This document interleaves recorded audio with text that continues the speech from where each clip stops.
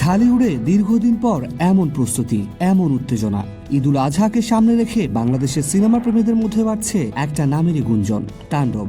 জনপ্রিয় নির্মাতা রায়হান রাফি এবং ঢালিউড সুপারস্টার শাকিব খান, এই জুটি এবার যে কিছু অসাধারণ নিয়ে হাজির হচ্ছেন তা বুঝিয়ে দিচ্ছে প্রতিটি খবরের শিরোনাম। তাণ্ডবের কাজ শুরু হয়েছিল একেবারে গোপনে। সিনেমা শুটিংয়ে নেওয়া হয়েছিল নজিরবিহীন নিরাপত্তা। পরিচালকের কড়া নির্দেশে পুরো টিম ছিল নিশ্চিদ্র পাহারায়। কিন্তু সব গোপন চেষ্টা ভেস্তে গেল এক মুহূর্তেই। ফাঁস হয়ে গেল শাকিব খানের নতুন লুক এবং সহ অভিনেত্রী সাবিনা নূরের সঙ্গে একটি দৃশ্যের ভিডিও।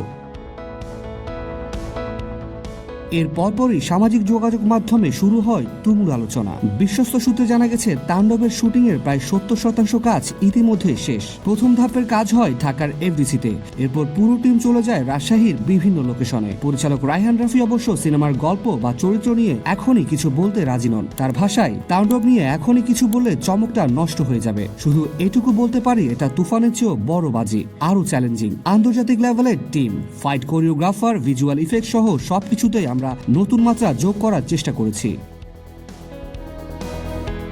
আরো বড় খবর, এই সিনেমায় প্রথমবারের মতো শাকিব খানের সঙ্গে অভিনয় করছেন আফজাল হোসেন।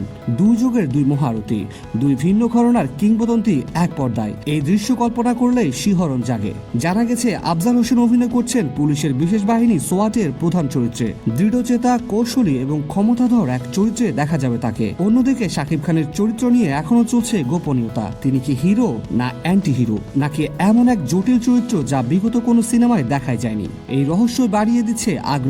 তবে ঈদের বড় পর্দায় এবার যে সত্যিকারের তাণ্ডব ঘটতে যাচ্ছে তার বলার অপেক্ষায় রাখে না।